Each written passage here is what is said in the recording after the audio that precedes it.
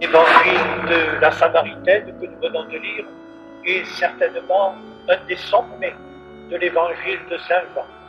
C'est une des pages les plus humaines et les plus belles de l'évangile, par la richesse de ses souvenirs bibliques, par exemple, la poésie des sources et des puits et des rencontres qui s'y font, dans le piétinement des troupeaux qui viennent y boire, l'allégresse des moissons et aussi la profondeur du dialogue.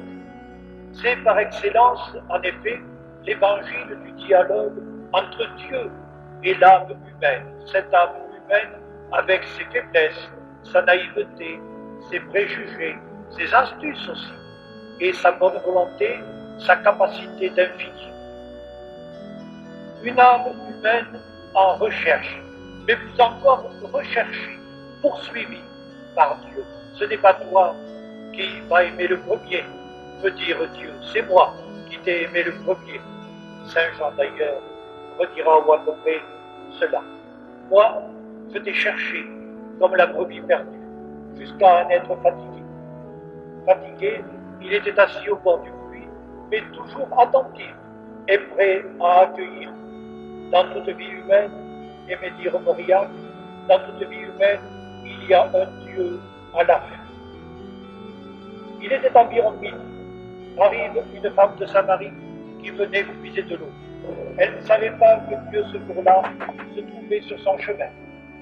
Elle allait le rencontrer au milieu des occupations les plus simples, les plus banales, la corvée quotidienne de la ménagère.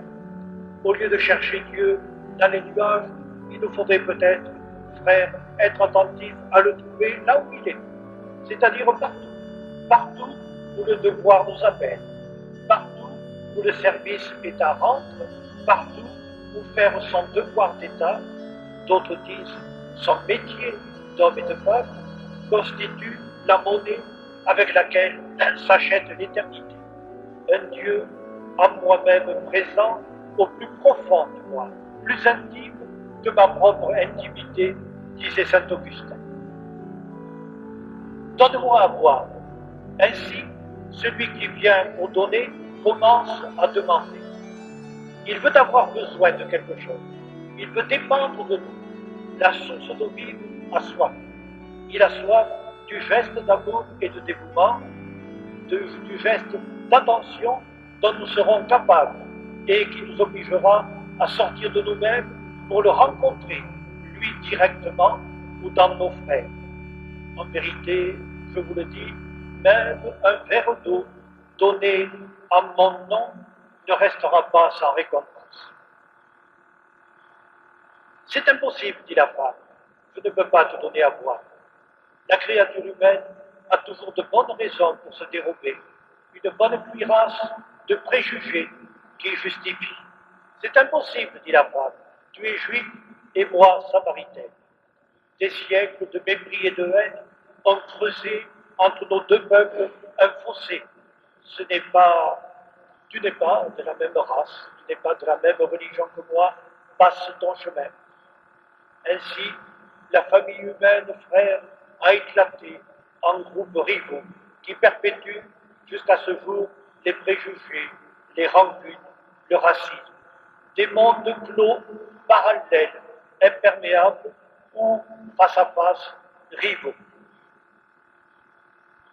Si tu savais le don de Dieu, dit le Christ, si tu savais de quel amour profond je me suis attaché aux hommes mes frères, si tu savais à quel feu ardent je voudrais brûler les ordures de ta mesquinerie et de ton égoïsme, que tes calculs et ton réflexe de refus te paraîtraient ridicules, si tu savais le don de Dieu. Et à quelle profondeur il t'atteint, de par quel flot de grâce il t'inonde, ce que tu appelles vivre te paraîtrait une prison aveugle où tu vivotes et t'étourdis, alors que rien ne transfigure ta vie qui te paraît encombrée de corps.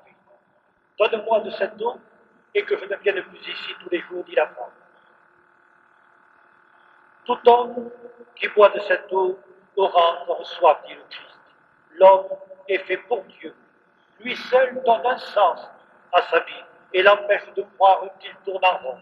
L'homme est fait pour Dieu, et il ne trouve qu'en lui le dernier mot de la vie. Tu nous as fait pour toi, Seigneur, et notre cœur est insatisfait jusqu'à ce qu'il se repose en toi. Si tu savais le don de Dieu et ce qu'il exige. La Samaritaine le pressent. Elle va essayer de l'esquiver.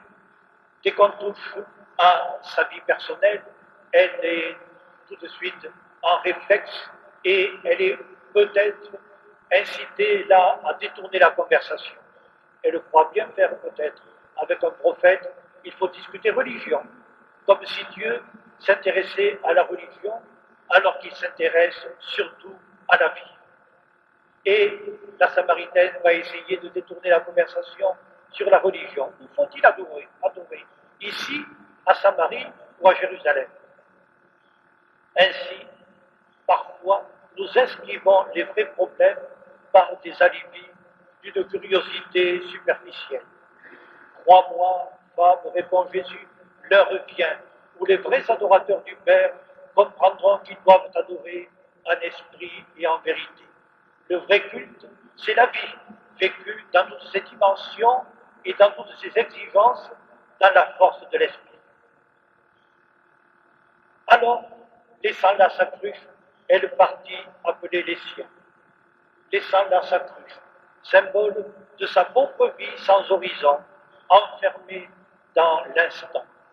Brusquement, ce qui faisait le centre de sa vie comme préoccupation lui paraît dérisoire. Plus rien n'existe désormais. Elle a trouvé la perle de grand prix pour laquelle elle vend toute sa pacotille.